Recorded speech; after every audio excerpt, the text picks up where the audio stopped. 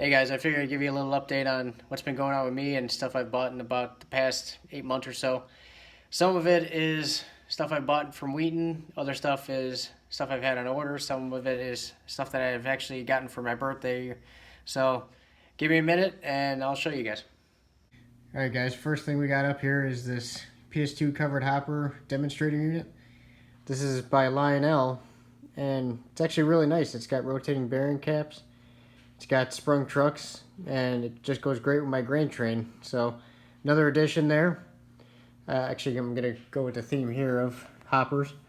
This is a MTH BNSF Heritage hopper. It's the Spokane, Portland, and Seattle one. And it's a very nice model. I was going to get more of these. But right now, for now, I only got this one. This one I actually got at the train show in Wheaton.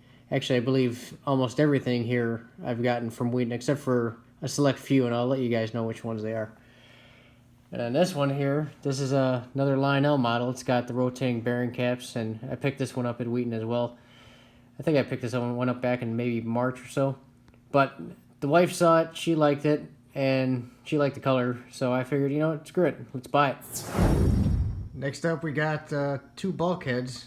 This one here, the CSXT, is actually an Atlas Trainman, and I absolutely love Atlas Trainman.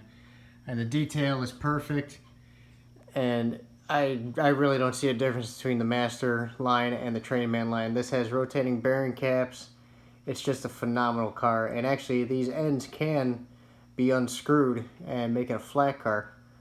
But I just love Atlas Trainman. I think actually Atlas dominates my fleet of freight cars.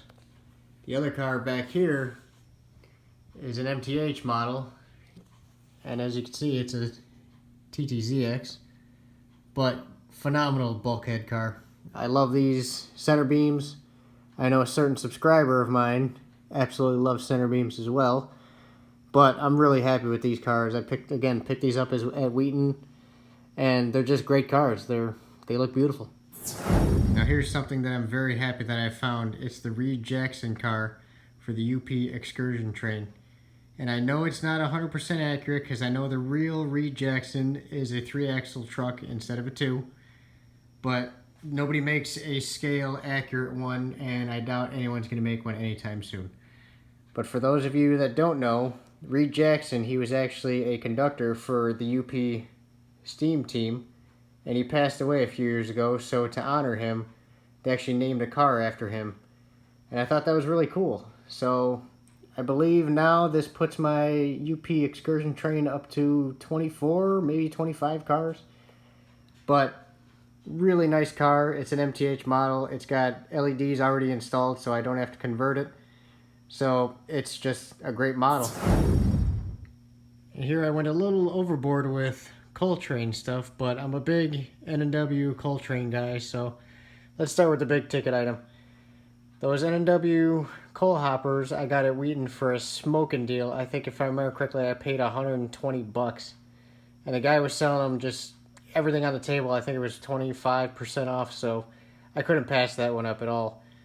This one down here, this little Reading and Northern one, this is actually an Atlas Trainman. And again, like I said before, Atlas Trainman, I absolutely love Atlas Trainman. I have several Atlas Trainmans, and I have not had any complaints about a single one. So, Coltrane keeps getting a little longer. This MTH coal hopper here, I picked up again at Wheaton. Might have been the same day that I picked up that 6-pack. But, again, no complaints. I love how it's already got coal in it. And the coal actually does come off. Let's see if I can pop it off real quick. Yep. See? There you go. Let's put it back on. And this one I thought was really cool.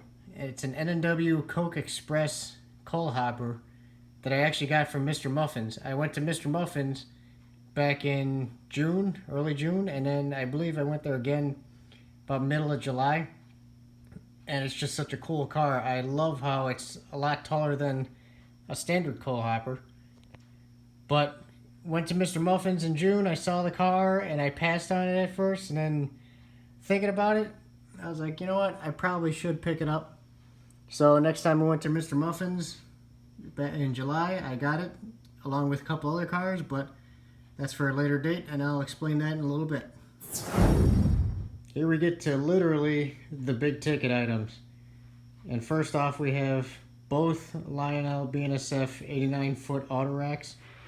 I've been waiting forever for these things. Literally, I ordered them back on February 1st of 2018, and I got these about middle of August of this year. So a little over 2.5 years of wait time. And for once, Lionel actually got the paint job right. It's that nice fluorescent orange. The door's open. It's got the see-through slats. And it's got rotating bearing caps. And I love these auto racks. They're so detailed. They're so much better than the MTH ones. I really wish MTH would step it up with their auto racks. Granted, they're closing. But I absolutely love these BNSF orange auto racks. I call these the Tony the Tiger auto racks. They look so damn cool. And here we have the last big ticket item. These are SD40-2s from MTH.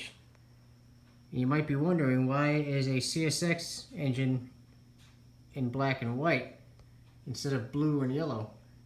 Well, CSX actually bought these from NS, and these engines were never in revenue service. They were dead in tow, and so CSX, they just slapped the boxcar logo and their numbers on them, but didn't change the paint until they got rebuilt into SD40-3s.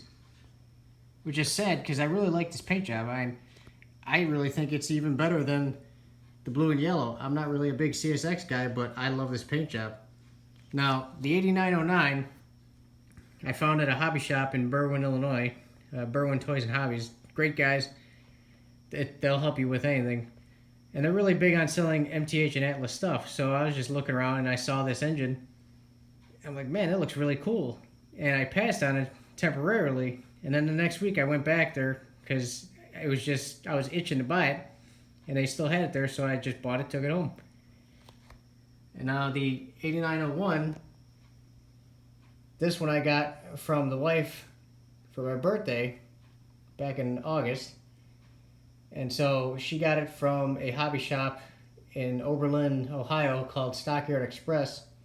And they deal basically all in nothing but MTH.